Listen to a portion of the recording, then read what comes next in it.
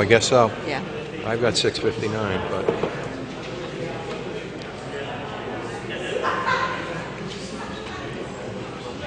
anytime you're ready. I'm going to call the City Council caucus to order for August 25th, 2014. We have one public hearing tonight, and I'm just going to ask our Corporation Counsel to just explain what that is, because there seems to be some confusion about it.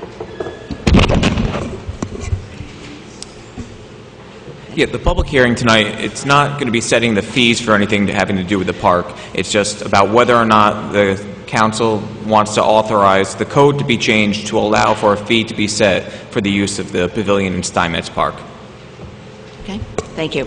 Then on to the original consideration, item number 1. Item number 1, a resolution authorizing the mayor to enter into a project development agreement for a performance-based energy efficiency and water system improvement project. This was discussed in committee without objection on consent. Item number 2. Item number 2, a resolution in support of an application by the Land Re-utilization Corporation of the Capital Region to the Attorney General seeking $3 million in funding. Also discussed in committee without objection on consent. Item number 3. Item number 3, a resolution authorizing the issuance of a revocable permit number 583 to I Love New York Pizza for a patio on the building located at 1705 Union Street, Schenectady, New York. Discussed in committee without objection on consent. Item number 4. Item number 4, a resolution authorizing the settlement of a tax certiorari concerning 856 Union Street. Discussed in claims committee without objection on consent. Item number 5. Is item number 5 being held? Yeah, that's we hold that for 2 weeks. That's Pardon? being asked to be held for 2 Okay, weeks. item number 5 we're holding for 2 weeks. Okay, item number 6. Item number 6, a resolution honoring the members of the 1954 Schenectady Little League team upon the 60th anniversary of their Little League World Series championship. This will be taken out of order. Mr. Riggi will present that. Okay, item number 7. Item number 7, a resolution honoring Parecca's Bakery for their 100th anniversary. This will also be taken out of order. Ms. Perazzo will present that. Item number 8, under contract and supply, a resolution awarding the bid and contract for the uniform rental and laundry services to the UniFirst Corporation of Watervliet in the amount of $35,503. Also discussed in committee without objection on consent. And if there's nothing else to come before the City Council caucus, I'll entertain a motion to adjourn. Okay, Mr. Kosher, seconded by Ms. Perazzo. All in favor? Aye. We are adjourned. All right, I will now call the City Council meeting to order for August 25th, 2014. Ask you to rise for the invocation by the Reverend Dr. William Levering from First Reformed Church. Let us pray. Almighty and ever-loving God, we thank you for the life that you have given us, for the mild summer. We ask that you would help us as we care for creation. We pray for the memory of Father Mike Hogan. We thank you for his life and all that he did for this community. Be with all of us as we gather together for the common good. In your holy name we pray. Amen. All right, I'm going to ask Maria Papa from Parecca's Restaurant to lead us in the Pledge of Allegiance. Allegiance to the flag of the United States of America and to the republic for which it stands, one nation, under God, indivisible, with liberty and justice for all.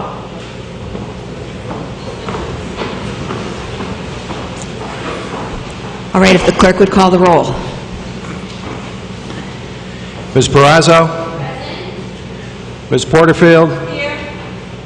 Mr. Mutavaran? Mr. Riggi? Mr. Kosher? Ms. King? Present. All right, we have 2 out-of-order resolutions. The clerk would read the first one.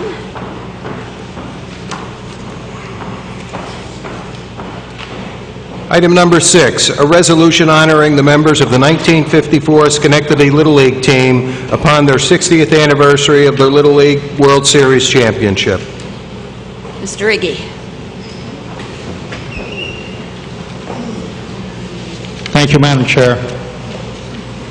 I think it's apropos that we're celebrating the 60th anniversary of Schenectady winning the World Championship in 1954, since this was Little League World Series week at Williamsport, and these guys here know what it's all about, especially Joe Loudis really knows what it's about. He was there twice. He was the person that was there twice in '53 and 1954. And this is something that really puts Schenectady on the map, and I see Union College, they put us on the map with winning the national championship this April, but 60 years ago, this was the deal, and it's still the deal, and I'm still proud of all you guys for what you did for Schenectady. It is amazing. So, Madam Chair, may I read the resolution? You have the floor.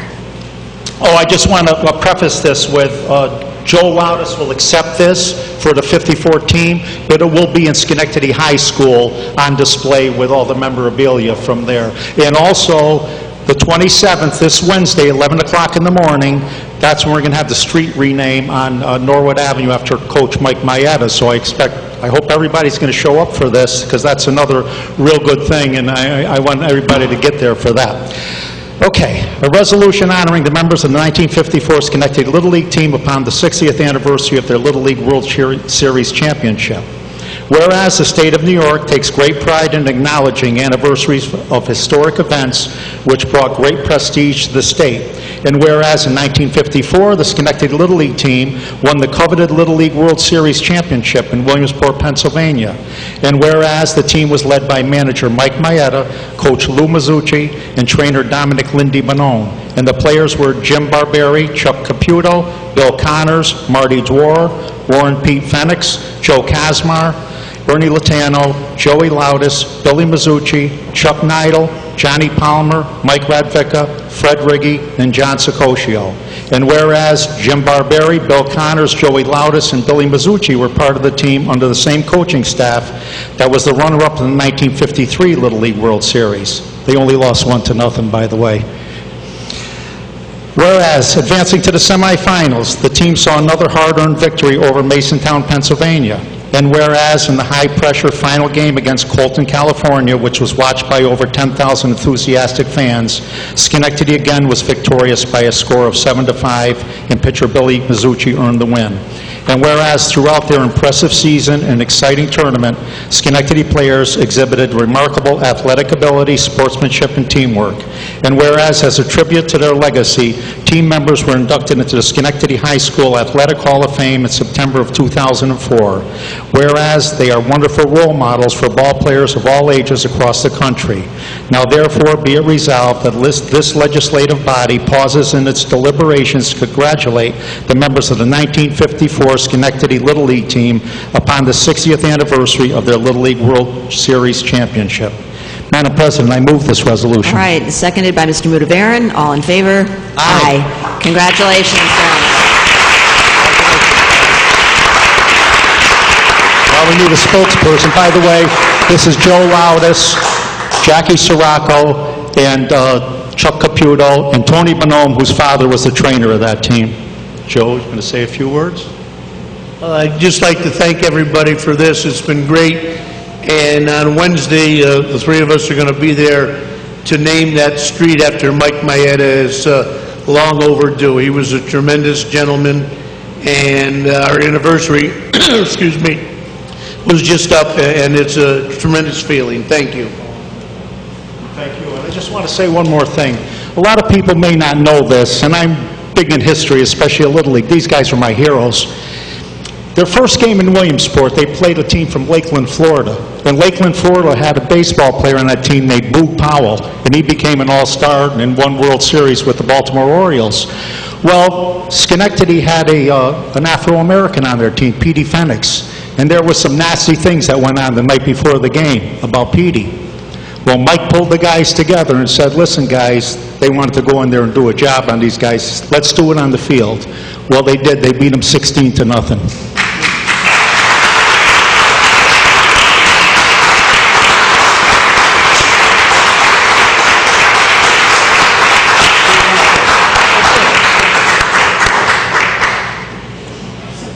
All right, our second out of order resolution, number 7. The clerk would read that. Item number 7, a resolution honoring Pareca's Bakery for their 100th anniversary. Ms. Prazzo.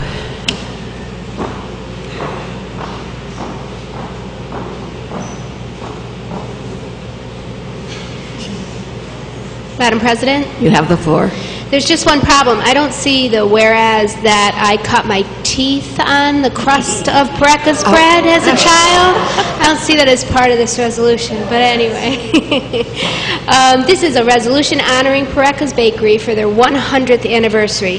Whereas Salvatore and Carmela Pareca arrived in America from Nola, Italy in 1913, and whereas in 1914 they established their bakery on North J Street in the city of Schenectady, and whereas Pareca's Bakery continues to use the same traditional methods to this day, which is a lot of hard work, and whereas in 2009, more Pareca's restaurant opened, expanding the range of what the Pareca family offers, and whereas the city of Schenectady is grateful to have such long-lasting business as part of our community and delicious, delicious bread and foods. And whereas Pareca Bakery and More Parecas is a fundamental part of the Little Italy Street Festival in its 9th year, taking place on September 6, 2014, now therefore be it resolved that the mayor and city council recognize and commend Pareca's Bakery and express gratitude for the family's contribution to the Schenectady community. I'm proud to move this. All right, it's seconded by Ms. Porterfield. All in favor? Aye. Congratulations, Maria.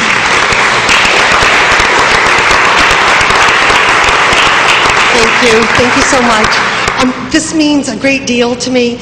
We've received these in the past week or so from the U.S. Congress, from the New York State Assembly, but it means so much for me to get it from you all, from the city of Schenectady, because everybody who knows me knows how much I love Schenectady. I eat, breathe, and sleep Schenectady, so this is such an honor. And as you said in the resolution, the Little Italy neighborhood is a wonderful, wonderful, old-fashioned Italian neighborhood. We work very hard, all of the businesses on the street, and we're just about to celebrate our next Little Italy Street Festival, so we wish to see you all there Saturday, September 6th from 12 to 9. We'll close off the street and have a real old-fashioned Italian street fest for you. Thanks, Maria.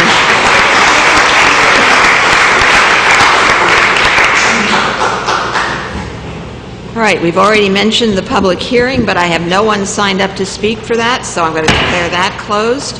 We'll move on to the approval of the minutes from August 11th, 2014. Okay, Mr. Kosher, seconded by Mr. Mudavaran. All in favor? Aye.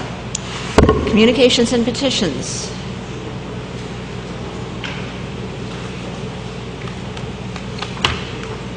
Communications presented to the City Council for Monday, August 25th, 2014. Under official, from the mayor, a list of appointments dated August 25th, 2014. From the Office of General Services, a letter recommending the award of uniform rental and laundry service to the lowest responsible bidder. Under general, there are none. Under petitions, there are none. Thank you. Committee reports. Ms. Porterfield. Thank you. I just want to report that on August 20th, the Health and Recreation Committee met, and the purpose was to discuss the possible formation of a Schenectady Twilight League.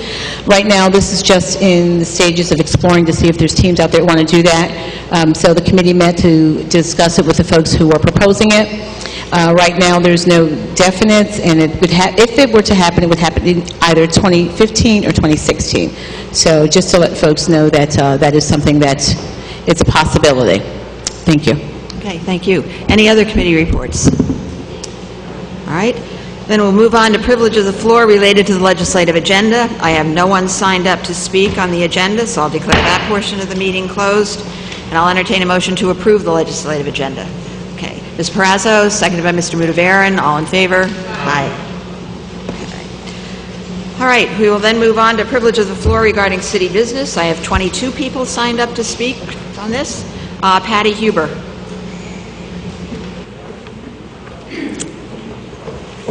Voter and my name is resident of the city of Schenectady. I didn't come here to continue the list of issues with the SAC. However, I will say that As of today, there has been little progress. I went there not knowing that you could not be on the grounds at all. I went there looking for a dog and was threatened with arrest for looking in the windows. However, during that time, I witnessed, bowls turned over and piles of feces and dogs panting. It had to be very hot in there. However, came here to convey is that I wanted to give you a little perspective into the people that have in the past or will speak on to the conditions of the SAC. Some of you may take us seriously. Some of you may think that we're a nuisance that you hope will go away. I should let you know that the opposite is true. There's a page on Facebook that I have watched over the past 2 weeks gain 1,000 residents of Schenectady. People are outraged. Not only are we not going away, we are actually growing in numbers. I have watched the Facebook page, like I said. We are not just housewives with too much time on our hands. We are not just tree-hugging hippies looking for a new project that we can work on. We're professionals with careers, with families, with hobbies, with responsibilities. There's a misconception that we are all part of a particular rescue group, and when in fact we are actual city residents.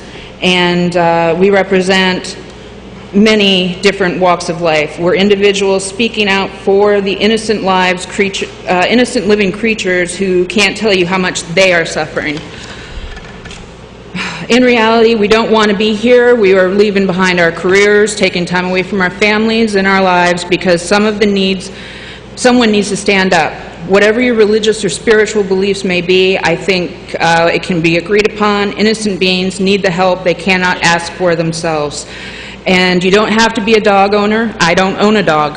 I just am a human, and I feel like I'm a good human, and I want to take care of these animals. So when you hear the emotion and the passion in our statement, it's nothing isn't becoming better to say. We are good people who just want the best for these dogs, because if you aren't willing to work for the solution, you are just part of the problem. Thank you. Thank you. Monica Arias. Monica Arias? No? Okay. Kim Aaron?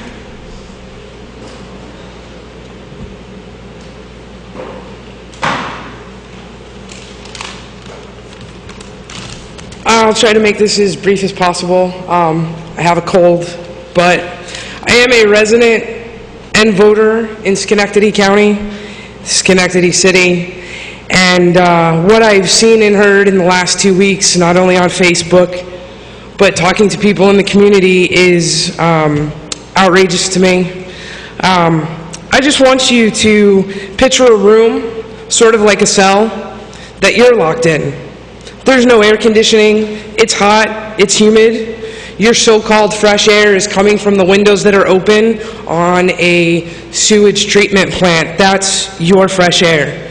You sit and lay on concrete floors, you're surrounded by your own urine, your own feces. In fact, your water is surrounded by the same urine and feces, as well as your once-a-day dog bowl of food. You aren't let out, you're not even allowed outside. You have no exercise. You sit in that cell by yourself in the heat. Your eye's infected. You have no medical treatment.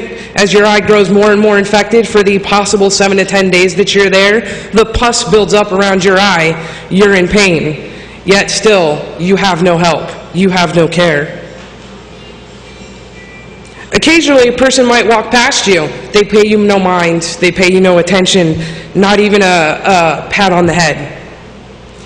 Sounds like to me that that's torture, whether you be a human or a dog. I don't understand why people don't care. Why don't you take help from the experts who have offered to help? Brad Shear of Mohawk Hudson Humane Society. I happen to be a volunteer there for the Save a Bull program. Would you want your child in any of those conditions, regardless of whether or not you are a dog owner? This is an animal. It is a living creature. They live, they breathe, they also love. Compassion and respect. You may want to try it sometime. Thank you. Caitlin St. George.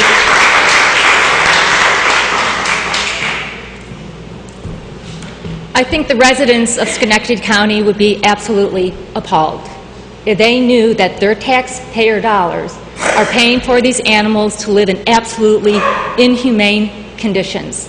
And despite the fact that they're paying taxpayer dollars, these animals are being denied adequate medical care that they deserve. They would be appalled if they knew that their dog got loose and was picked up and thought of as a stray, brought to the control center, that no one would look for its original owner. If that resident didn't know to go down to the control center, that dog is going to be dead in a week. There is no adoption process whatsoever to put in place to get these dogs homes. That is heartbreaking. It's sickening. Most other cities have adoption processes put in place. It is a death sentence for a dog in Schenectady County if it ends up at animal control. I also think it would be appalling for the residents of Schenectady to know how these dogs are inhumanely killed. They're bled to death. It's called bloodletting. It's unacceptable. Schenectady should be ashamed. I think New York should be ashamed. We kill more animals in our shelter than any other state in the United States. It's time to act with principle. It's time to act and be ethical. It's time to be compassionate. It's time for reform. It's time to treat these animals humanely. And we look to you to start the change. Thank you. Thank you. Carol Johnson.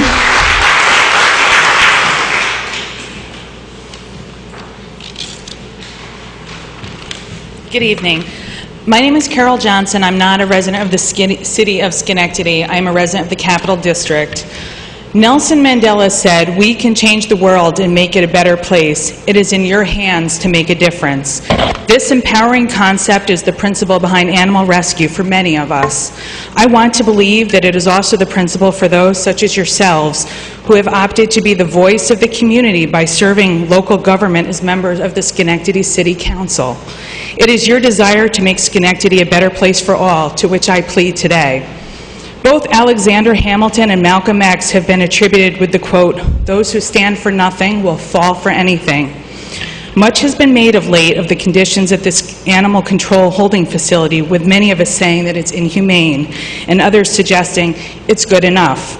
Please don't fall for the idea of good enough. Please don't fall for the sanitized version of the holding facility as it may now appear. Please stand up and be a voice for the vulnerable, those who cannot speak but whose lives still matter. Clearly, the city and those running the facility have already recognized that they can do better, because after a little media attention was given to the animal advocates' observations of these conditions at the holding facility, the conditions dramatically improved. But I believe, as does the rescue community, that Schenectady can do better. We're nearly at a crossroads where you, as the representatives of Schenectady city government, must soon decide whether you will settle for someone else's idea of good enough, or whether you will make it a commitment to do better, to maybe even do the right thing. A community problem such as lost, abandoned, abused, seized, and homeless animals requires a community solution. No one expects you to fix this problem alone. And you have a community of people willing to assist, from helping lost dogs and their distraught owners find each other again, to caring for those dogs while in city custody, to assessing dogs and helping rehome them. Please stand with us and say that no animals should be treated inhumanely or be killed simply because it's cheap or because it's easy, when resources or help or homes are available to them. When John F. Kennedy was establishing the West German Peace Corps, he quoted Dante as saying, "The hottest places in hell are reserved for those who, in a period of moral crises, maintain their neutrality." When a city develops a practice of killing dogs simply because it's convenient, I respectfully submit that that city is in a period of moral crisis. So I ask you, members of the Schenectady City Council, if you do not speak for the least of these, who is it that you speak for? If you do not stand in defense of the defenseless, who and what do you stand for? And if you cannot be counted on to do the right thing to make a difference, what is it that we can count on you to do? Thank you. Thank you. Brenda Jean.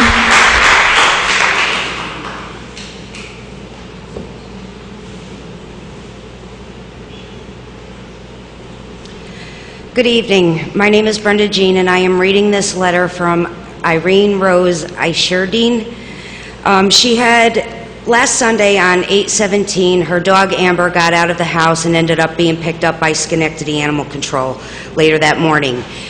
I was freaking out because I am 12 hours away in North Carolina taking care of my elderly father. I had never had my dogs get out and go missing, and I didn't know what to do. So I went online and asked friends, what should I do? I posted on Craigslist about my lost or stolen dog, as I originally thought she was taken by someone. I also called the animal control number, and all I got was a recording, as it was 10:45 p.m. Sunday night. But I left my name and number and message that I think they have my Pomeranian dog, Amber. Well, that night, I got a phone call from a man who had his dog go missing on Sunday afternoon, and he had seen my post of the lost or stolen dog, and he called me. He told me that he had contacted SAC earlier Sunday, and he said, not to get my hopes up, but he had found his missing Pom and was told that they had picked one up that looked similar to his, and it could be my missing dog. As it turned out, it was her missing Amber. On Monday morning, I started making phone calls, and one was to the police department to tell them I needed to report my lost or stolen dog. They told me they would take the report, and the person told me it's confirmed that they have her at the Anthony Street holding shelter. I was told that my husband would be able to go down to the facility, and once he got there, he should call the lady I spoke with, and she will have officers come and meet him down there. So he takes a taxi cab there because the car had been overheating and wouldn't be able to drive there. When he got there, he tried to go in and was told he was not allowed there, and he had to wait in the taxi cab for the officers to come. As it ended up, he waited about an hour before I was able to call the lady back to let her know he is there awaiting the officers. It took about another half hour before officers arrived and told my husband he can't be down there and that he had to go to City Hall with proof of her rabies and shots, and that she was spayed and a current dog license, and give them to the clerk, and he would have to pay a $15 fine, as this is the first time she had ever been picked up. I guess to make a summary of this is I understand that you all are working on a website for the lost dogs. In the meantime, I think it might be a good idea in the day of technology that we have, that you all might want to consider of even making your own Facebook page, posting pictures that people can go to and advertise that site so they can find their dogs. Thank you. Thank you. Mariessa Joswiak.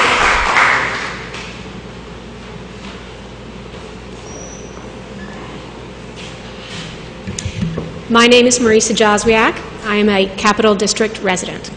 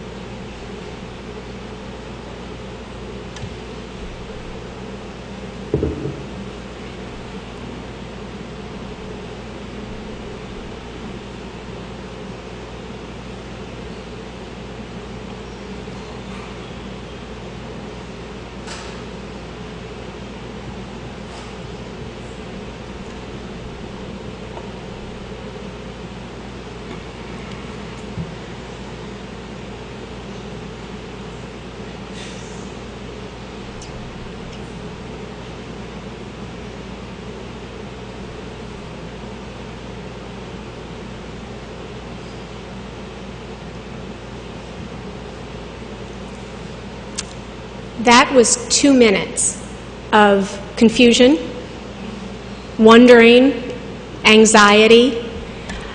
Dogs that are held at Schenectady for 7 days are exposed to 10,080 minutes just like that. They deserve better. You guys can be a big part in making it better for them. Thank you. Thank you. Anthony Carotu. Anthony, it looks like C-A-R-O-T-U. Okay, Anthony. Okay. What I'd like to talk about briefly on the dogs is just 3 things. One question, and I would like you council to think about this. Would you treat your family or friends the way the city treats the dogs? Think about that and think about how you would answer that. Second of all, I agree with Mr. Riggi and Mr. Tedisco, our local assemblyman, on this dangerous dog issue. Yes, there should be a registry like the state has for sex offenders on the city level, because I checked the city's website. All the list is just where the incidents with the dangerous dogs happen. I agree with Mr. Riggi, the fact that it's just common sense. This whole dog issue, this question I just asked you guys, is all just common sense. Where people go exercise, take a walk, or take their dogs to the parts of the city where the dangerous dogs attack not just fellow animals, humans also? I think not. I think it's a good idea that it should be on the city and state level, just like sex offenders. Also, I'd like to talk about some of these abandoned buildings and houses around here. When that house is blown at Page Street, when the gas was still running, the city, along with the city fire officials and National Grid, did that after the fact. Evacuate the city and block and all that. They did that after the fact. Thing is, who do you think was paying for that vacant houses around here? Us taxpayers. Thing is, on Facebook, I'm a member of a group page called the Scary Sides Connected, which you city council members, I know Mr. Riggi checks it periodically. You also check that out. Now and as we talk about crime and all that the city's been dealing with, we also talked about some ideas about what we could use with the buildings and the abandoned houses. Here are some of the ideas that I came up with some friends. Basically, people in the city, residents of the city, work with you guys, the council and the city council members and all that, to fix up some of these buildings, and then we turn them around for the residents to use for houses or storefront businesses. Here's some other ideas. We all know how bad it gets in the winter time, and the majority of the population in the city of Schenectady is 60 and over. We could use them for warming stations for the elderly and people like me who are suffer severe illness like diabetes type 1, 2, and other illnesses to warm up. Or we could have it for the rescue places, APF, to have city-run shelters where kids after school programs who stay home at school and their parents either single or double both parents working. Kids come home 3 o'clock. The parents will come home like 6, 7 o'clock, depending on hours they work. And they could help take care of the animals. That could even go for the prisons, because the prisons are overrun. Those are some ideas. Okay, thank you. Teresa Schoenborn.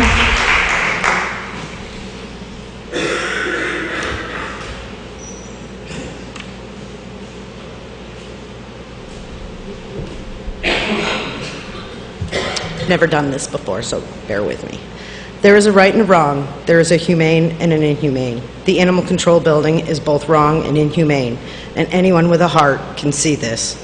My old dog is Dakota. He has been in there since June 25th. That's 2 months today. This dog would get beat up by a Chihuahua. Anyway, I ask why. Do you make money off of every dog in there? Do you take some dogs out of bad situations and then just put them into the similar bad situations? You fine people for treating these dogs this way, and yet the city treats them the same way. If they were problems before, you're compounding the problem even more by them being locked up and away from human companionship. Maybe if they were fostered out or allowed to go back home and monitored, you would save the taxpayers some money and help the dogs to become productive and positive. Thank you. Thank you. I believe it's Amy Cotter.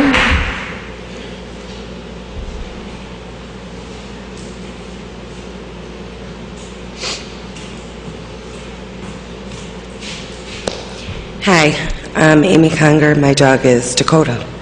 I'm just here to tell you what a great dog he is. He's a 80-pound dog that thinks he's a 10-pound cat. He's there when you get home wagging his tail, and you know, you sit on the couch and he's on top of you and just wants to kiss you and love you. And it's been 2 months that he's been gone, and I don't think it's fair that he's stuck there when he can be home. There's no reason for him to be stuck in that building when there's people that love him and take care of him and can feed him and let him out and exercise him, and it's just not fair. Thank you. Thank you. Nancy Vallejos.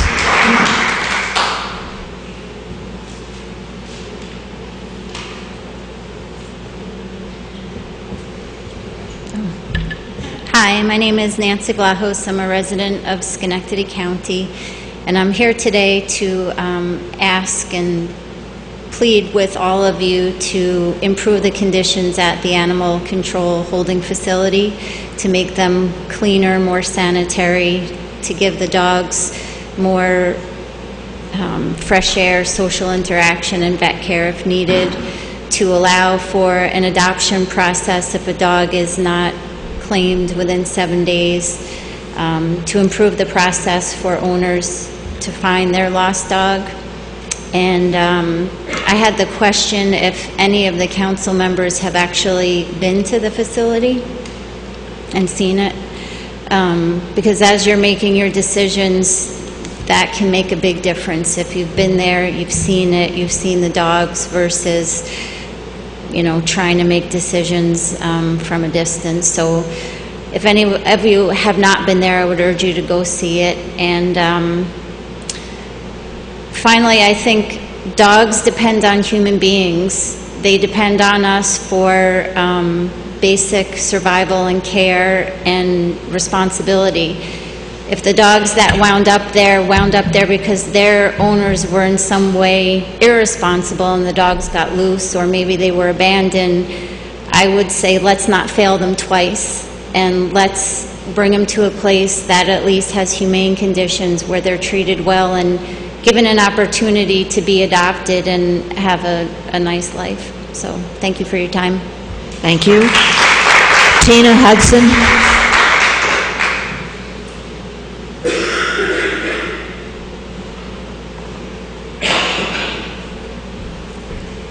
Good evening. Today I'm here to remind everybody once again that the dogs in your facility are suffering. One dog, Dakota, has been there since June 26th with no outside time, human contact. His owner has desperately been trying to get him back to hold him while the court proceedings continue. Her efforts to take him home during this time have been denied. I ask you, what is being done about Dakota? What's being done about Victor and Tyson and their well-being? Whether they're going to be euthanized or not, they deserve to be treated humanely and die with dignity. I listened to the public speak 2 weeks ago, as well as the special committee meeting last Monday, and what I hear is a lot of heartfelt pleas for you all to do the right thing, and a lot of talk about what you're considering doing. One council member talks about how he owns rescue dogs, and I wanted to speak to you after that, but we obviously aren't allowed to interact with you. Do you not realize that at your facility, these dogs are not even given a chance to get to rescue? If your labs that you rescued had been Schenectady strays, they would have died via bloodletting, and they would have had no opportunity to even enter a rescue. I held out hope that one member of the council would pick up the phone to set up a meeting and discuss the allegations, and to date, only Vince Riggi has shown any interest in listening and helping the dogs, and as of tonight, Ms. Peraza approached us. The mayor's only words that I am aware of is to arrest anyone on the facility's property. Not any intent to help the dogs. No ownership is taken by the city. Are we being threatened now, threatened by the very city who we have been helping for the past 9 months, the same city who takes our food, toys, biscuits, hard-earned money collected for the dogs in our own program to use on your sick dogs and their urgent medical expenses? We have not received a thank you, a screw you, nothing. You're just trying to sweep this under the carpet. While you continue to let the dogs suffer, my one and only final hope was Chief Falvo, who I found to be a very ethical human being. I enjoyed my meeting with him, talking with him. Listening to him, red-faced, with his hands in his pockets, stumble through the questions while lying was extremely disheartening to me as a rescuer and a human being. He talked about dogs evals. What types of evaluations are being done? Safer evals? Who's actually doing them? Where were they trained? Your animal control officers can't even get dogs in and out of the vehicles without poles and are generally afraid of the dogs in their care. How do I know this? Because I've had to transport them down to Mohawk Hudson Humane Society. We were the only ones purchasing the treats and would be called by Cindy when the dogs were out to replace them. He talked about the dogs being walked. Chief Falvo admitted in his meeting with the mayor's office several weeks ago, no dogs were getting out at all, and I know that they are not today. I could go on, but I won't because my time is running short. I am sad to say that all of our efforts have only led to more neglect and abuse of these poor dogs, as now they're only being fed once a day, so the animal control officers don't have to clean up after them and cut down on their waste. It's pathetic. Should they have to wait another 2 weeks to get a second meal every day? I don't know. We're enjoying air conditioning. They have none. But you all sit here and you allowed him to barely give any straight answers, and you accepted it. It's sad to me that these dogs are suffering and you are doing nothing to expedite this. Please summarize. 3 dogs are there at extended periods of time, and they're still sitting there. My next stage, just to make you all aware, is I have a meeting with Kevin Lewibrand. Thank you. Thank you. Tony Bonhomme.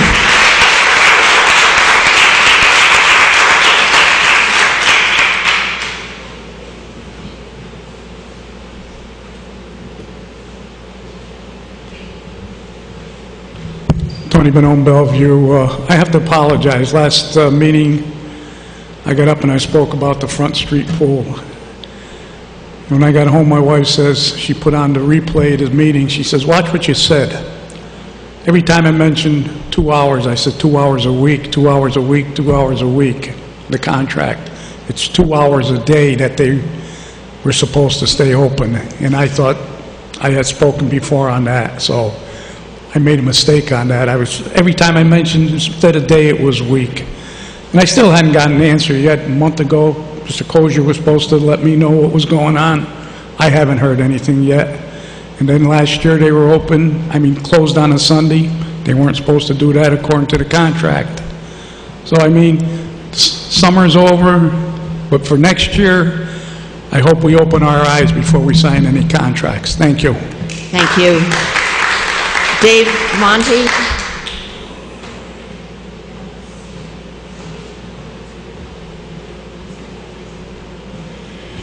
Good evening, Madam President, Commissioner, council members. I wanted to bring up 2 things this evening, but the mayor's not here, and he's the one that promised me something a year ago, and I still haven't received it. So I'll wait for another time for that. The one thing I do want to bring up tonight is I have a neighbor who lives next door to me at 509 Pennsylvania Avenue, who came home from prison, became a barber. Now he cuts hair on his front porch, on his side lawn, in his backyard. Last year, I had to drain my pool 3 times because he cuts hair next to the fence, next to my pool, so all the hair goes in the pool. This year, with it as hot as it has been, we have not been able to enjoy our pool this year because we cannot keep draining the pool, filling it up, draining the pool, because he constantly cuts hair in his yard. I called the mayor's office, spoke to his secretary. She said, well, you got to take it up with code enforcement, which we did. Code enforcement came up. They sat down for 20 minutes talking to the guy, and then he continued cutting hair. And then the next night, he cut more hair. So I'm at odds right now. I don't know what to do. I was without my pool all summer long. I'm without, my cars now are in the driveway, loaded with hair, and it's getting obnoxious. I have a vegetable garden in the backyard. You go out and you pick a cucumber and you got hair on it. What are we going to do? I don't want hair in my food, I don't want hair in my pool, and I don't want hair on my cars. I figured it was against the law. You got to have a license to cut hair or be a barber. Go to a barber school. Open up a shop. Stop doing it in the backyard. But nobody goes over and stops this guy. I can't keep calling the police every time that he's out there cutting hair, because Commissioner Bennett would have you know, every day somebody would be up there. Now, it's not like he's not getting paid. He's getting paid. Because we sit on our deck, you see the people hand them cash or other things they hand them, but that's besides the point. I said, what can we do? Any suggestions on what we can do to stop this guy from cutting hair and covering everything in my house with hair? Vince has my phone number. Commissioner Bennett has my phone number. Anybody has any suggestions on what to do, please contact me. I'm tired of the hair being all over my yard, my pool, my house. Thank you. Thank you. Linda Kelleher.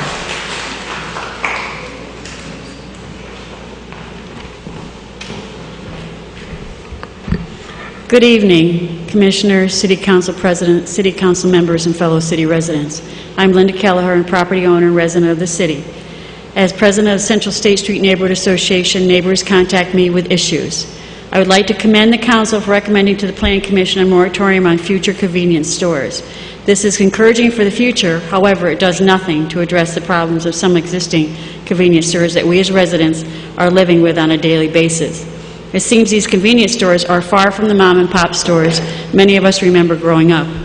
Problems that impact residents' quality of life, problems such as dice gambling, litter, loitering, selling of cigarettes, loosies. Many of their customers for loosies are kids who don't have enough money for a full pack of cigarettes, but do have a couple of bucks for two. Some convenience stores have restrictions on hours of operations, but the restrictions are often ignored. A convenience store in the Central State Street neighborhood is open from 6:30 in the morning until 1:30 in the morning of the following day. This particular store is permitted to be open 9 o'clock at night, not until 1:30 in the morning. Meanwhile, residents put up with the noise, the traffic, the loitering, the cars being hit, and litter from the store finding its way to their properties. Nearby residents and their children can't sleep. There are also been gunshots fired on the street close to where the store is located, with shell casings landing on the neighbors' sidewalks. I brought this issue to the attention of the City Department of Development and to a City Council member. I expect this situation to be remedied quickly. I will be watching this situation closely. No resident should have to live with this situation. Going forward, the city must enforce existing restrictions of the permits of these existing convenience stores and place restrictions on any future convenience stores. Neighbors should not have to be fearful of retaliation if they report these stores. There are loopholes in the city code that allow convenience stores to avoid fines and requirement to obtain a permit to operate a true convenience store. The shell game of changing the ownership from one family member to another should not be allowed, and should not be allowed to be used to avoid fines and consequences of violations, where the ownership should follow any fines and violations. Another trick that seems to be used is to open up a store, for example, a cell phone store, and then later stock grocery items. Seems like they are allowed to carry up to 20% of grocery items without needing a permit for a convenience store. Loopholes like these need to be addressed by revising city codes. Not all convenience stores are problematic, but those that are need to be reminded that they are located in a residential neighborhood and should be good neighbors. This Wednesday night, I urge the Planning Commission to adopt the city's moratorium for future convenience stores, and if in their power, to extend the time of the moratorium. I urge the Development Department and Zoning to work together to institute restrictions on any further convenience stores. With restrictions on hours of operation and the number of stores that can be located within a given area, the Planning Commission will have a basis on which to decline applications for convenience stores in residential neighborhoods. I thank you for your time. Thank you. Joe Kelleher.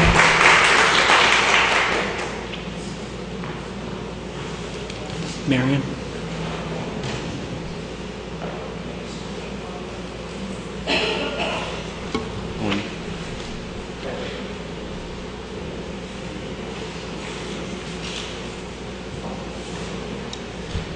Thank you, Madam President. I appreciate it. Mr. Commissioner, Madam President, City Council, my name is Joe Kelleher. I'm a resident here in the city of Schenectady. There are several issues I wanted to talk about tonight, first of which, as my wife and I have been walking around the city and talking to residents on numerous occasions, we've had the opportunity to not only talk to them about some of these convenience stores that are located in the residential areas, not only causing crime but trash inside these residential areas, and them needing to be reminded that they need to be good neighbors, but also seeing the conditions of some of the streets in the areas too.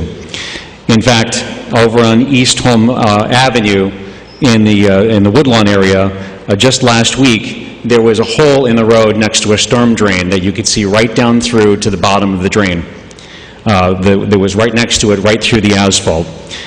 Right after that, on the Monday following, I did call the Department of Services, and the next day I went by that afternoon after work and did see a barrel there.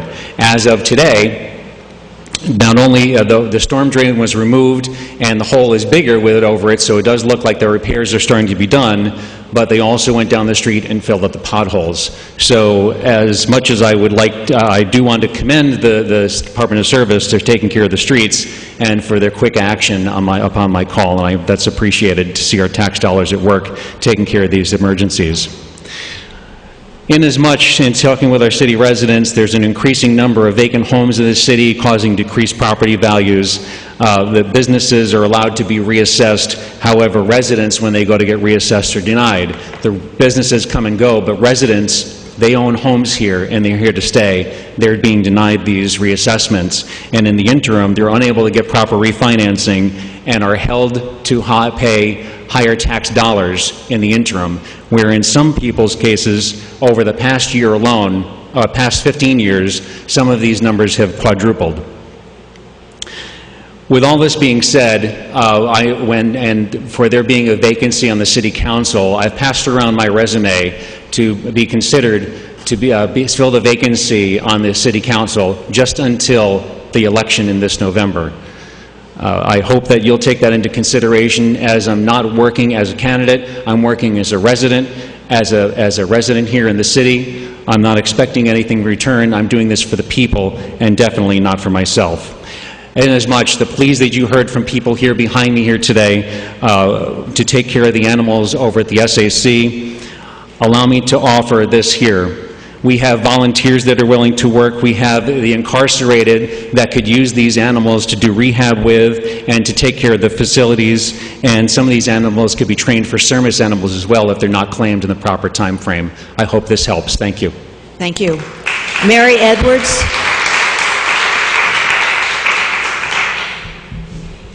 Good evening, Councilwoman. Good evening, Council members.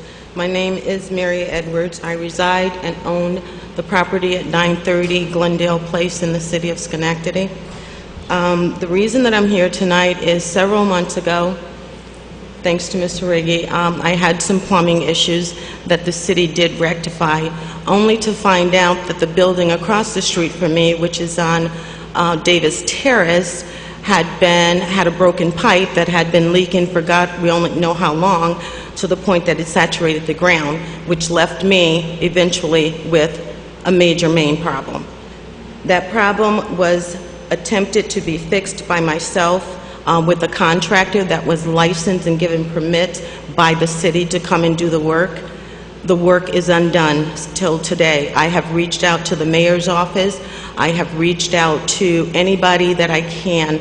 There's a person over there whose first name is Phil, and I believe the other person is Fred.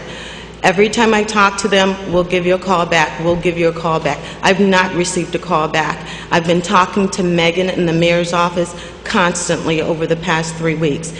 What I found out is that the city was having problems with this guy closing out of the work in the area. Then I said to them, why was he given a permit to work on my property when you've been having problems with him?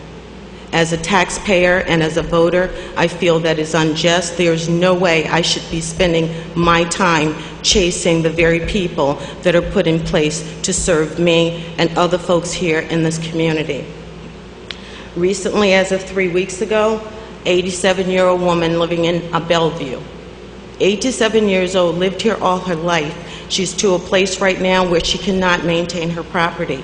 The city goes there, they clean up the property and charge her taxes. Do I think that's fair? No. I understand that the city has to do what it has to do. But when you have people that live in a community, that care about their community, value their property, there's no way I should have to beg, borrow for SNAP, that's the only name I've been given, to come and take care of property of abandoned buildings, which now I have to look at dump in front of my house. And I even said to them, if you get it down to a point where I can maintain it, I don't have a problem with doing that, because I have to look out my front door. I have friends that come and visit.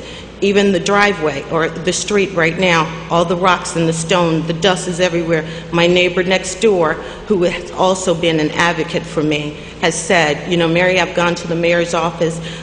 This same thing they're telling you is what they're telling me. And I just think it's totally unfair. So I have to come here to give you guys this information and hope that you will take a step, not just to advocate for me, but to advocate for other families like myself who pay taxes and live in this city and care about the city. Thank you. Thank you. Penny Ross.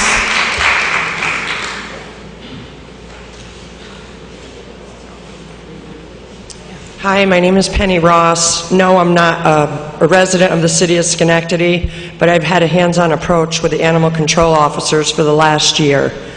I also attended the meeting last week. Officer Falvo was very hesitant in every question that he was asked that he had to provide an answer for. Everything he said was false. Him telling us now they're feeding the dogs only one time a day, that is so wrong, and it's only because the dogs have too many feces, and as he indicated, there's no one there to clean the mess up during the day. With the council asking a couple of questions, one to the fact, in 2 weeks you wanted to know about the outdoor shelter, I think that should be an absolute no. NCON should be called in, Ag and Market should be called in to test that soil before anything is put outside. There are so many diseases from the humans as well as the dogs that could be transferred just by touch. Now these people are going home to their families and they're touching things, and things are getting deadly diseases being spread. And I also want to say I am here on behalf of Roddy Empire Rescue. I am not just an activist. One of the dogs that we've taken in July, her name is Karina. Animal Control picked her up on the side of the road, took her to the Latham Clinic, and advised them they wanted her put down. This is somebody's pet, and by the looks of her, it probably came from an elderly person who really did not have the means to take care of this dog. Now, where are these people? They have no idea where to find her. We took it upon ourselves. Latham called us. We went there. We rescued that dog, and we fought with Animal Control that we were not putting the dog to sleep. She is now under our medical with our money, and she's in a foster home awaiting her forever home. Last year in November, I was called by Animal Control prior to being part of Roddy Empire Rescue. There were 3 dogs in the facility. One of them is this, and this is Dottie, whom I now own. All 3 dogs crying. The facility was full of dog crap and urine, no water the day I went. They were all crying in separate shelters, separate facilities down there. I took the 3 love bugs out of there, piled them in my car. They got along like they were together their whole lives. All 3 now have homes. Something needs to change there. We need to move the building. It's very toxic. The dogs are not getting any good treatment whatsoever. You could tell by the way Officer Falvo was answering us questions last week. The longer we say in 2 weeks we want to answer, in 2 weeks we want to answer, are the answers ever going to come, and is anything being really done for the dogs? Thank you. Thank you. Frank Wicks.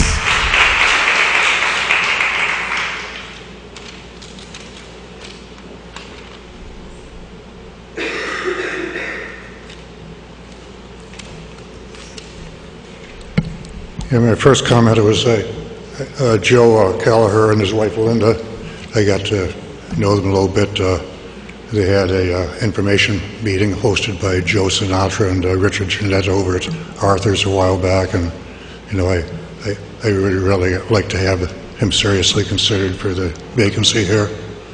With respect to dogs, I'm a dog lover myself, but I just make a distinction between a stray dog, a homeless dog, and a dangerous dog. And everyone's in denial with their own dog, but once the dog's demonstrated to be dangerous, like killing another dog, the owner of that dog just ought to have it destroyed immediately. So I've got absolutely no empathy for defending any dangerous dog. I think Mr. Bennett's also pointed out in the past that you know, where you got dangerous dogs from Pittsfield and other places coming into Schenectady.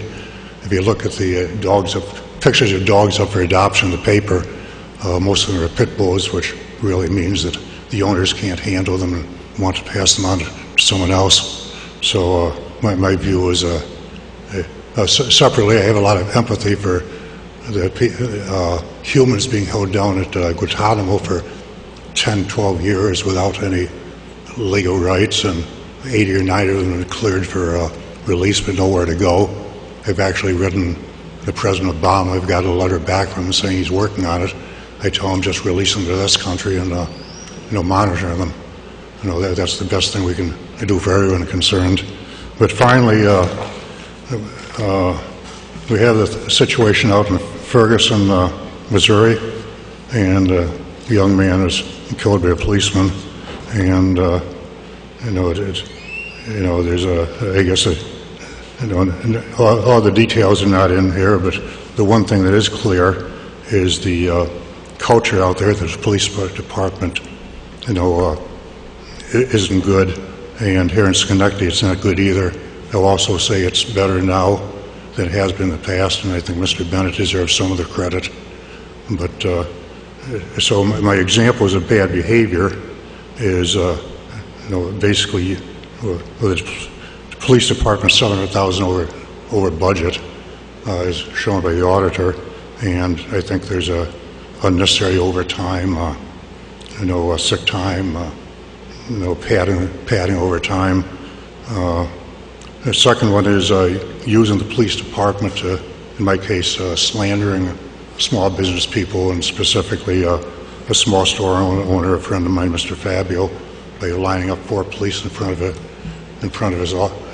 his store there. He's been there 25 years, and he's a solid citizen. The other thing is, my recommendation is that, Please summarize. Summary. My recommendation is, put numbers on policemen. They're too anonymous, and put a web page there.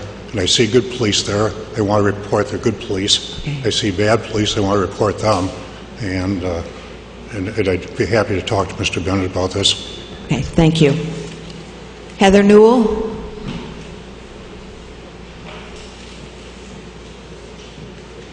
I don't have to push this, do I? I'm not really prepared today with a speech. I didn't think I'd actually make it here today, but I am here on behalf of the animals of Schenectady Animal Control. Basically, I work with animals every day, and to know that in my own county that there are animals suffering, and it could be my neighbor's dog, my dog that got loose, God forbid, and to know that these things are going on, I'm not okay with it, and I support everyone that has been up here talking about it. And the next time I will be prepared with a better speech, and I just want everything to be humane. Everybody, they deserve it. There should be humane treatment. It should not be the way it is now. And that's it. Thank you. Thank you. Flora Romanowski?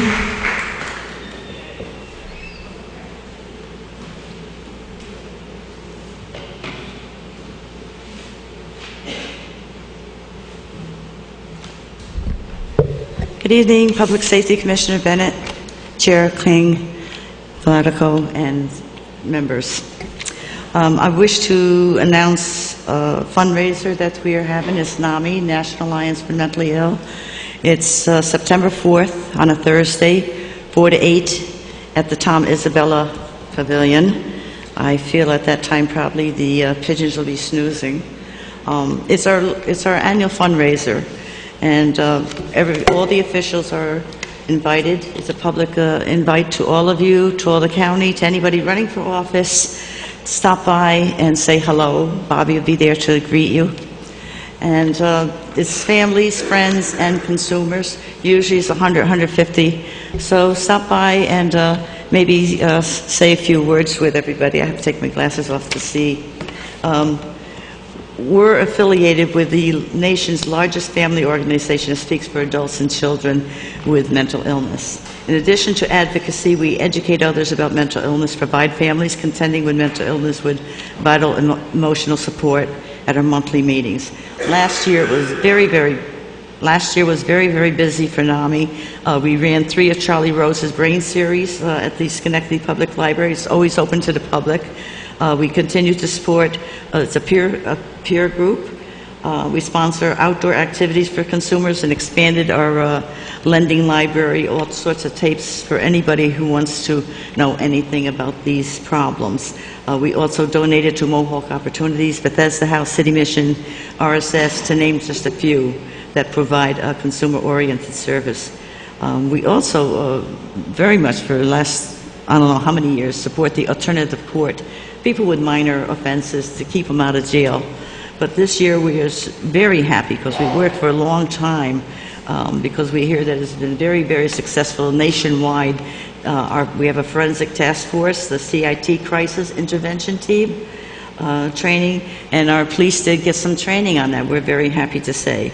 And in June, we invited Dr. Lloyd Zetterer from New York City to address the group in the public library, The Future of Mental Health. Later this year, we're going to work with Darren Samaha of the Community Service Board for a few more forms. Ultimately, fundraising makes it possible for NAMI Schenectady to carry on its work. Hopefully, we'll see some of you, all of you, on September 4th, Thursday. It's 4 to 8 at the Pavilion. There's going to be all sorts of games. Maybe we can encourage Roy Neville, the president, to do the ice bucket. If not, then I'll do it. Or both of us will do it. Thank you very much. Thank you. Elmer Birch.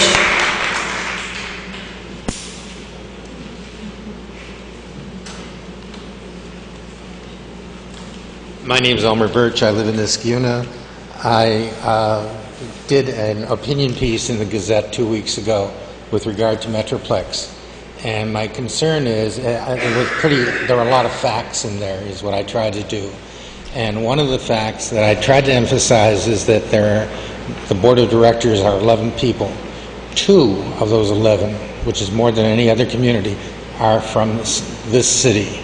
1 by this group, the city council, and 1 by the mayor. The mayor has Jordan, what's the first name? Sharon Jordan. And the other name I won't be able to pronounce, but it's a hyphenated name. The other person's name I can't pronounce. It's a hyphenated name, but she is appointed by the city council. The other thing I'd make a point of is that there are to be, and there haven't been, annual reports, written and verbal, to the different municipalities. So one is supposed to be to the residents of the city of Schenectady. That responsibility of calling that, saying we want the report and we want an oral report, falls to this body to do. And I think that there's an increasing disconnect between Metroplex and its activities and the ordinary residents of this community. And the thing that kind of brought this in a very jarring way home to me is that there is a proposal, presumably now, to have the Robertson property, which is in downtown Schenectady, as you know, developed into luxury apartments with $1.3 million to be given by taxpayers to a private developer to develop luxury apartments. $1.3 million. And it says in the newspapers that if he doesn't get the $1.3 million from taxpayers, that he's not going to do this. I don't think there's anything on paper that requires him to do anything. I'd contrast that to something that was in yesterday's Sunday Gazette with regard to housing and what the city is doing in getting houses back on the market or taking them down. That, I think, is a much higher and better priority than saying, gee, you know, the commitment presumably is that there'll be $22 million put into this new luxury apartment. And the newspaper went on to say you'd have a lovely view of the GE plant. You know, this is a priority for $1.3 million? You know, so that I only have 7 seconds left. I would certainly say that what the reporter from the Gazette spoke about is much more relevant than this. Thank you very much. Please call a meeting. Thank you. All right, I have no one else signed up to speak. I'm going to declare this portion of the meeting closed. We'll move to miscellaneous business of the council. Don't all speak at once. Mr. Riggi. Thank you, Madam Chair. A lot of issues come up tonight, and I think one of the big ones that I seem to see that we suffer in this city is communication. So many people come to this rail and say they've called different departments and they don't get a return phone call. I think that certainly is an issue, and I understand why people feel the way they do. I think that's something we have to work at to make sure people that are, when they're asked to be contacted, told to be contacted to a certain department, that they have the courtesy and the wherewithal to return that phone call, even if they may not like what's on the other end, but that's the way it goes. I mean, all of us get phone calls all the time, and we return those calls to the best of my knowledge. I know I do, but I see this over and over again. It's kind of troubling to me. And naturally, when that doesn't happen, guess who they call next? They call one of us. That's the way it is. Then we have to make that phone call. So with that, even that dog story, the dog that was the pet that got loose, that did get resolved. On Tuesday, it did get resolved, and the police department brought the dog right to the owner's home afterwards. But it took some involvement by a third party to get that done, and maybe it would have been resolved anyhow. I'm not going to say it wouldn't, but I think it's really incumbent on the city to maybe be a little more user-friendly when it comes to dealing with the residents. I mean, the issue with the dog, our holding facility, I'm not going to say everything the way I feel over and over and over again, because everyone, I think, knows the way I feel about that. But I think we do need maybe a one number to call if you lost your dog, and they know that number, and they're going to get a return phone call back from somebody. Because, you know, when my wife and I had dogs, and we had many dogs in our, you know, when we were younger, it's frantic. If you lose your dog, you become frantic. You don't know what to do. Back in the day, you used to call the animal shelter, and that was a one-call is what it was. And they would tell you if they found any dogs, if any dogs look like yours, and like that. So I think those are other things we have to work on. I know we have to work on quite a few issues with this facility, and certainly there certainly is room for change and to make that better. It's just that this issue, if we are mandated to have this facility, I think we have to run it to the best of our ability. And to do that, otherwise, if we can't, then we should outsource like we did before. We have a budget process coming up soon to talk about, and I think with that, we should discuss a lot of these possible options that we may have as far as the animal facility, because sometimes it isn't becoming a short-term facility for some of these dogs like it was meant to be. It's not short-term. So if it's not short-term, then we have to deal with it, I think, in another way. Mr. Kelleher, in all due respect, my feelings are that seat should remain open until Election Day. The day after Election Day, whoever wins that seat, whether it be John Ferrari, whether it be Bob Barnes, whether it be whoever other candidate may be, they should be appointed to that seat the next day after Election Day. That's my feelings on it. Let the people decide who fills that seat. That's the way I felt in the past, and that's the way it should be. Nothing personal against anybody, but I think that's the way it should be. Let the people decide who should be in that seat.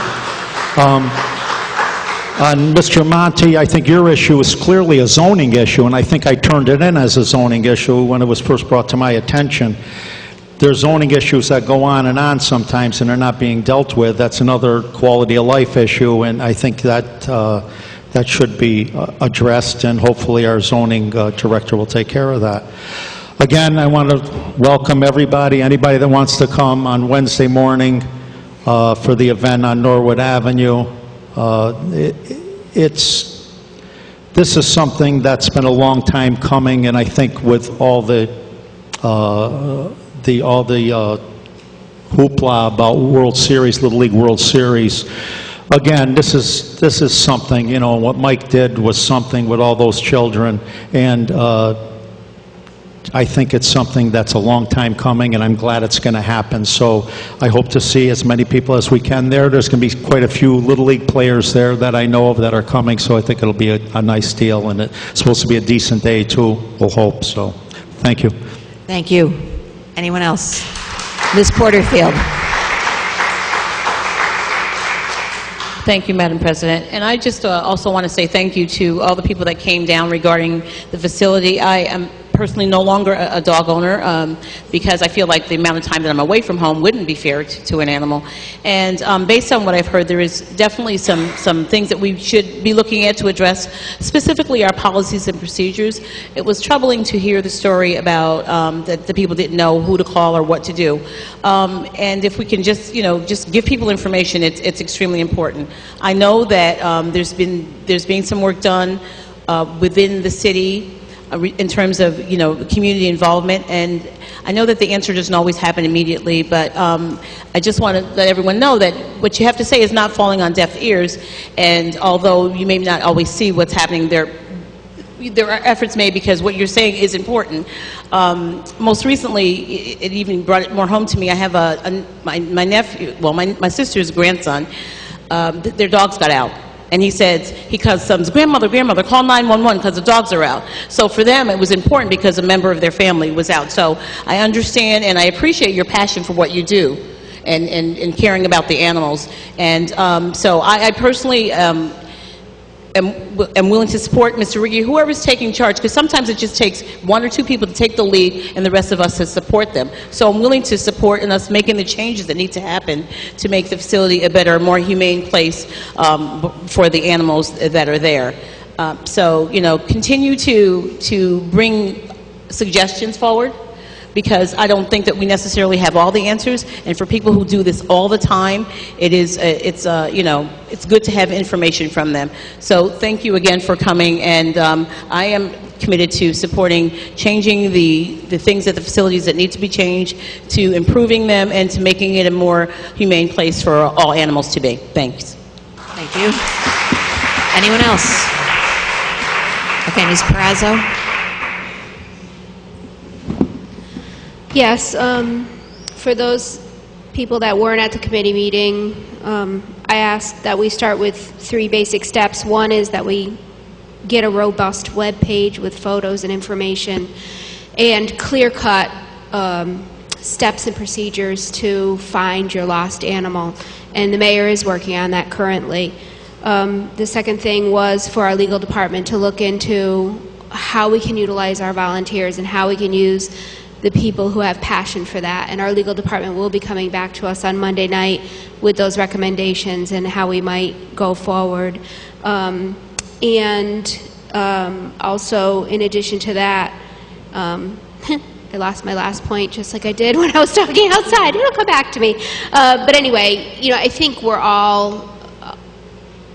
all strive to do better, but I think the most important part of this was that for many weeks and months there were a cohort of people who had concerns, and we weren't aware of it until 2 weeks ago. So it's just a great example of why we need to hear from people, and why the city can always use input and people voicing their concerns and all of those things. So I encourage everyone who has a concern to come down. And I think tonight was actually a really good example. I thought it was a great meeting for people coming down to talk to us about things they need assistance with, and that's what it's all about. That's what our job is. In addition to that, I just want to make a short announcement about an LGBT gathering of support, which is going to be Thursday, September 4th, 6:30 p.m. It's going to be on the the steps of City Hall. There is also a reception that follows at Mexican Radio if you want to join in. But the public and everyone is invited to come and join in to show their support to end transgender discrimination. We're looking to encourage the gender bill at the state level. The City Council has already passed a resolution of support, and right now transgender people are not a protected class in the state. So anyone lending their support would certainly be appreciated to that. Thank you. Thank you. Mr. Kosher. Thank you, Madam President. Again, thank you for all the folks coming here this evening to speak. And perhaps the most touching speaker that was up there was the young lady who actually didn't speak for 2 minutes. And I couldn't even bear to look at her directly because I was way ahead of you and I knew what you were thinking. And again, with my black lab and sitting there in your silence and mine not even bearing to look at you, it was a powerful message. And it's a message that we can't forget as city councilmen, and I know everybody in this audience feel the same way.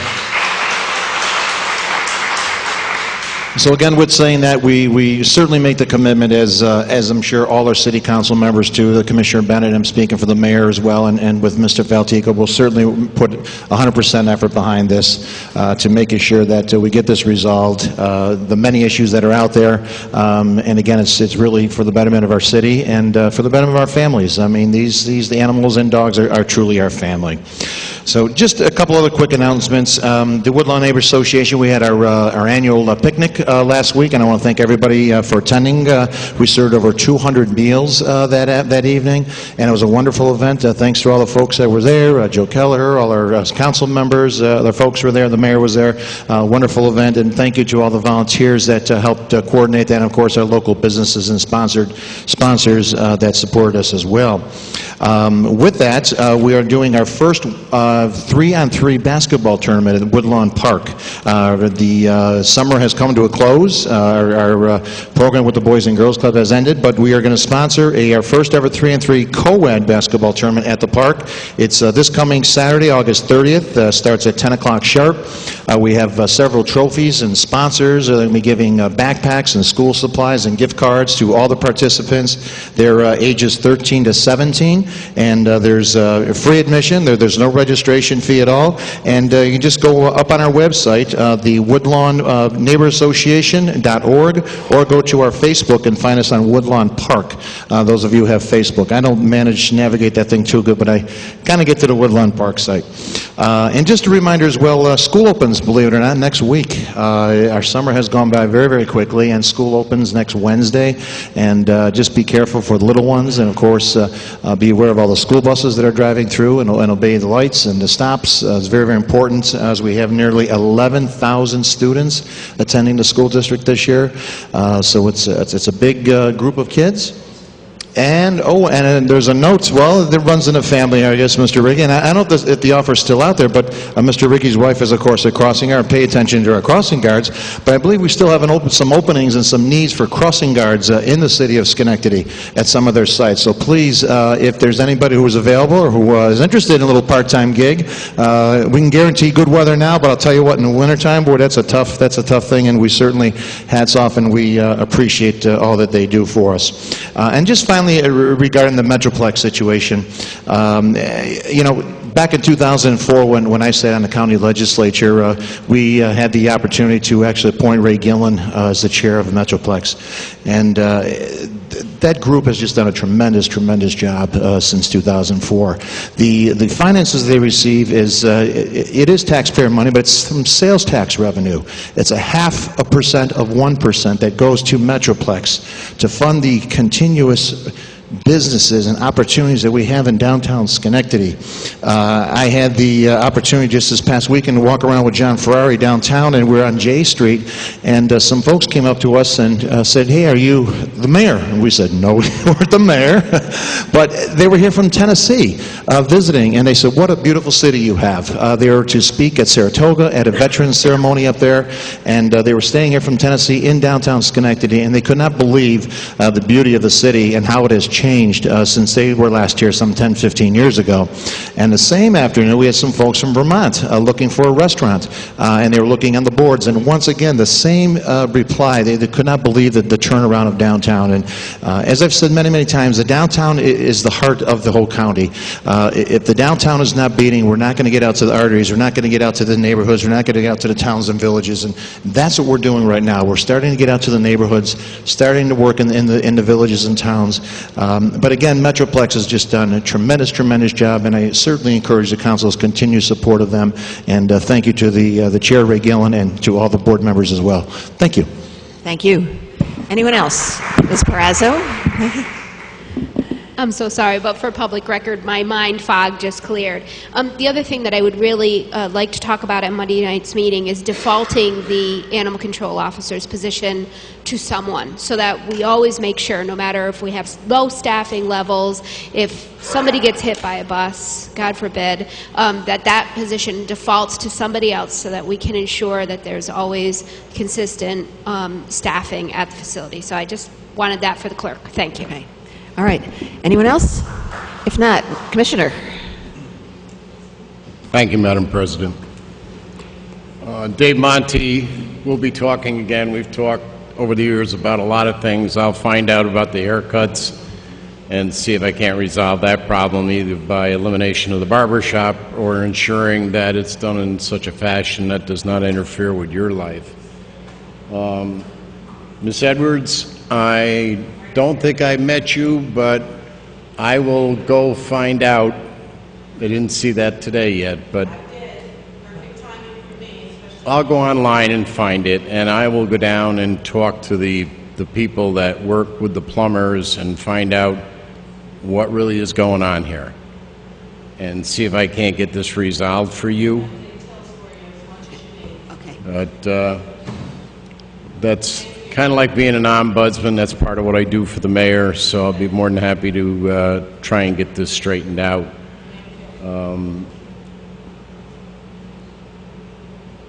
My next comment is Wayne Bennett speaking, not Gary McCarthy.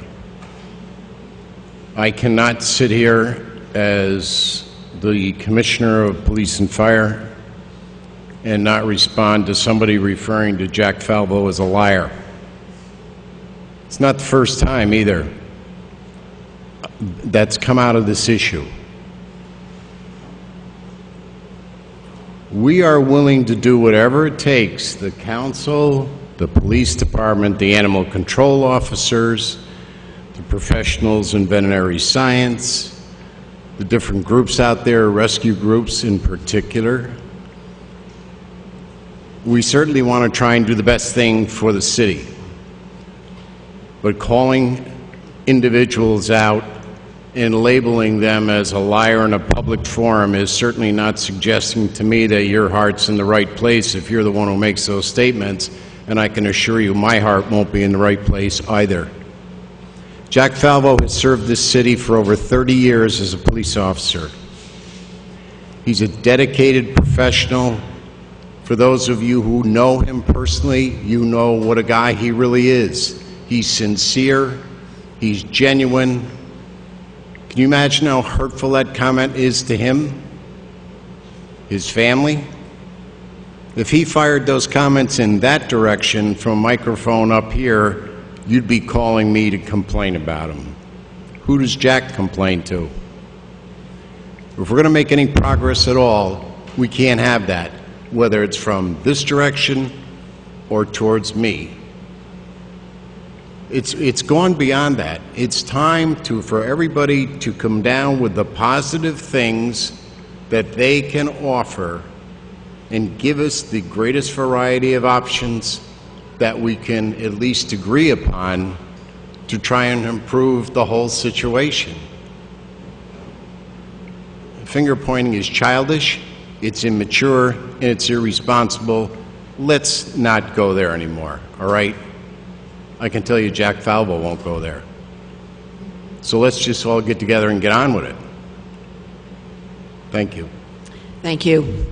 And, rest assured, as my colleagues have said, we are working to address the concerns. So, please don't treat us like we're not doing anything, because we really are. And the only other thing I wanted to mention is we talked about the Little Italy Festival on the 6th. It's also the Stockade Art Show, and it's also, I believe, the Greek Festival. So it's a big weekend in downtown Schenectady, so I encourage everybody to come and take advantage of all the good food and the socialization and just the fun activities. And with that, I will entertain a motion to adjourn. Mr. Kosher, seconded by Ms. Porterfield. All in favor? Aye. We are adjourned.